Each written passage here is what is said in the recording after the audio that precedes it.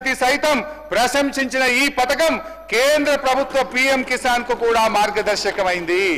BRS హయాంలో 73,000 కోట్ల రూపాయలను నేరుగా రైతుల ఖాతాల్లో జమ చేసి రైతు బంధు కింద రికార్డు సృష్టించింది బీఆర్ఎస్ ప్రభుత్వం. వరి నుండి జొన్నల దాకా పండిన ప్రతి పంట చివరి గింజ దాకా కొన్నాం. ఏ రైతైనా ఏ కారణం చేతనైనా మరణిస్తే 5 లక్షల రూపాయల ఉచిత బీమా పథకాన్ని రైతు బీమాను కూడా తెచ్చాం. బిల్లులు లేకుండా కరెంట్ ఇచ్చాం, పన్నులు లేకుండా సాగునీరు అందించాం. ఇట్లా ఇంకెన్నో చేసిన అధ్యక్ష. బీఆర్ఎస్ హయాంలో ఏం చేయకుండానే సాగు విస్తీర్ణం దానికదే పెరిగిందని ఈ ప్రభుత్వం సత్యదూరమైన ప్రచారం చేస్తుంది. చెప్పేవాడికి చెవుడైనా వినేవాడికి వివేకం ఉంటుంది అధ్యక్ష. బీఆర్ఎస్ కృషి వల్ల సాగు విస్తీర్ణం పెరిగితే కాంగ్రెస్ ప్రభుత్వం యొక్క అసమర్థత వల్ల లక్షల ఎకరాల్లో నేడు పంట ఎండిపోతా ఉంది. పక్క రాష్ట్రం నీళ్లు దోచుకుపోతుంటే నీళ్లు నమిలారే తప్ప నిరోధించలేకపోయారు. పెరిగిన సాగు విస్తీర్ణం బీఆర్ఎస్ ఘనత, ఎండిపోయిన పొలాలు కాంగ్రెస్ ప్రభుత్వ నిర్వాకం. ముఖ్యమంత్రి గారు ఎంత గొప్పగా చెప్తుందంటే ఎండల వల్ల పంట ఎండిపోతుందట. పంటలు ఎండుతున్నది ఎండల వల్ల కాదు, ఈ ప్రభుత్వం యొక్క నేరపూరిత నిర్లక్ష్యం వల్ల ఈ రాష్ట్రంలో పంటలు ఎండుతా ఉన్నాయి. ఈ సంవత్సరం వానలు సమృద్ధిగా కురిశాయి, నదీ జలాల్లో ప్రవాహాలు పెరిగాయి. కానీ నీళ్లను ఒడిసి పట్టడంలో ఈ కాంగ్రెస్ ప్రభుత్వం ఫెయిల్ అయింది. ఎంత దారుణం అంటే అధ్యక్ష, దేవాదుల ప్రాజెక్టుకు సంబంధించి 6 కోట్ల ఓఎండ్ఎం బిల్లులు చెల్లించక ఈ రోజు 600 కోట్ల విలువైన పంట వరంగల్ జిల్లాలో ఎండిపోతా ఉంది అధ్యక్ష. 33 రోజులు మోటార్లు ఆలస్యంగా స్టార్ట్ చేశారు. ఇది కాలం తెచ్చిన కరువు కాదు, కాంగ్రెస్ ప్రభుత్వం తెచ్చిన కరువు. రైతు బంధు ఇప్పుడైతే 10,000, మేమొస్తే 15,000 అన్నారు. ఎనుముల వారిని నమ్ముకుంటే ఏం జరిగింది? ఎగవేతే మిగిలింది అధ్యక్ష.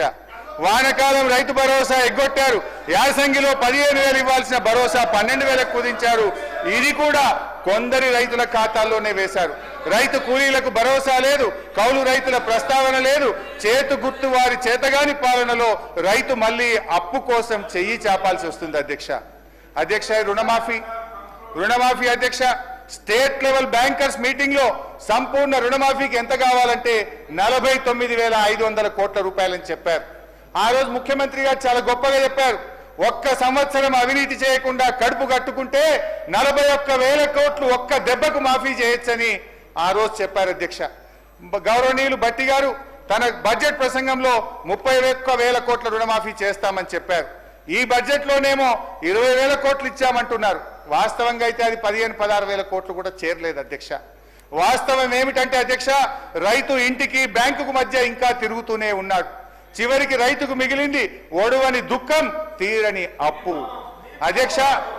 ఇంకా బాగా అర్థం చేసుకోవాలంటే ఇది వ్యవసాయ శాఖ అధికారుల నుంచి తీసుకున్న లెక్కే చెప్తున్నాను అధ్యక్ష.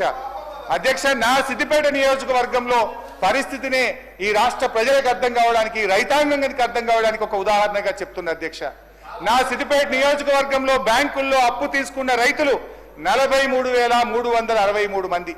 రుణమాఫీ అయ్యింది 20,514. రుణమాఫీ కానటువంటి రైతులు 22,849. అంటే అయింది తక్కువ, కానటువంటి రైతుల సంఖ్య ఎక్కువ. ఇందులో అధ్యక్ష 2 లక్షల లోపు రుణం ఉండి కూడా కానటువంటి రైతుల సంఖ్య 10,212 ఉండడం గమనార్హం. Please note this point. 2 లక్షల లోపు రుణం ఉండి కూడా మాఫీ కానటువంటి రైతులు ఒక్క నా సిద్దిపేట నియోజకవర్గంలో 10,212 మంది ఉన్నారు అధ్యక్ష. కానీ ప్రభుత్వం ఇంకా రుణమాఫీ అయిపోయిందని చెప్తున్నారు అధ్యక్ష. ఇకపోతే అధ్యక్ష 2 లక్షల మీద రుణం ఉన్న వాళ్ళ సంగతి, పాపం వాళ్ళ పరిస్థితి అయితే చాలా ఆందోళనకరంగా ఉంది అధ్యక్ష. గౌరవ ముఖ్యమంత్రి గారు చెప్పారు, 2 లక్షల మీద ఉన్న వాళ్ళు అప్పు కట్టండి, మీకు కూడా 2 లక్షల రూపాయల మాఫీ చేస్తామని ముఖ్యమంత్రి గారు ప్రకటించారు అధ్యక్ష. ముఖ్యమంత్రి గారి మాట నమ్మే అధ్యక్ష.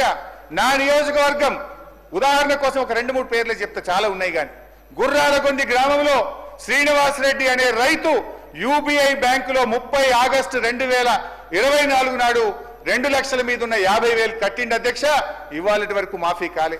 నారాయణరావుపేటకు చెందిన సత్తిరెడ్డి అనే రైతు 2,60,000 రుణం ఉంటే మిత్తితో కలిపి మీద 76,000 రూపాయలు కట్టిండి అధ్యక్ష. బంజేర్పల్లికి చెందిన మరో రైతు అఖ్తర్ ఖుస్రో 2,06,000 అప్పుంటే మితితో కలిపి మీదున్న 10,000 కట్టిండి అధ్యక్ష. వారికి మరి ఈ రోజు వరకు కూడా ఈ ముఖ్యమంత్రి మాట నమ్మి 2 లక్షల మీద ఉన్న డబ్బు కడితే ఈ రోజు వరకు రుణమాఫీ కాలేదు. కొత్త అప్పుల మీద పడ్డాయి తప్ప మాఫీ కాక ఇవాళ 2 లక్షల పైన ఉన్న రైతులు తీవ్రమైనటువంటి ఆందోళనలో ఉన్నారు. దయచేసి 2 చేతులు జోడించి భట్టి గారిని, ముఖ్యమంత్రి గారిని ఈ రాష్ట్ర రైతుల పక్షాన సవినయంగా ప్రార్థిస్తా ఉన్నా. 2 లక్షల మీద ఉన్న రైతులకు, రుణమాఫీ కానటువంటి రైతులకు అందరికీ కూడా రుణమాఫీ చేయాలని, మీరు ఇచ్చిన మాట నిలబెట్టుకోవాలని చెప్పి నేను ప్రార్థిస్తా ఉన్నాను అధ్యక్ష. అధ్యక్ష అంటే నేను అనేది ఒకటే అధ్యక్ష. ఇప్పుడు లేదు మీరు మాట్లాడుతుంటే తప్పని మీరు మాట్లాడుతున్నారు.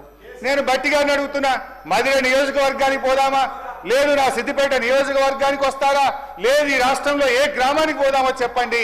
సంపూర్ణ రుణమాఫీ అయిందంటే నేను బహిరంగంగా మీకు క్షమాపణ చెప్పడానికి సిద్ధం. మీరు సిద్ధంగా ఉన్నారా నేను అడుగుతా ఉన్నా అధ్యక్ష.